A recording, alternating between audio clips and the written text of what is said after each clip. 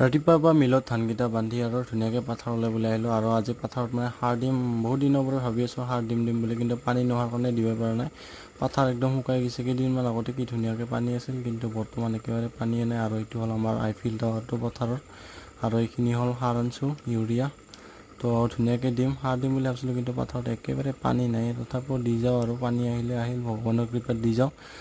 তাৰপিছত ধুনীয়াকৈ বাগান দি আছিলোঁ বাগান দি থাকোঁতে ধুনীয়াকৈ সৰু মুনি আহি না ৰাখি পিন্ধি দিলোঁ আজি ৰাখি পূৰ্ণিমা যিহেতু তো ৰাখি চাকি পিন্ধি টোপনি মাৰি কিনে ধুনীয়াকৈ এবাৰ আহিলোঁ গৰুকেইটা লোৱাৰ কাৰণে ধুনীয়াকৈ বুলি আহিছোঁ তো পৰিৱেশটো চাব পাৰে কি মনোমোহা একদম ধুনীয়া তো চাব পাৰে একদম মজা লগা একদম পৰিৱেশ তো গাঁৱত থকা এইটোৱে ফাইদা একদম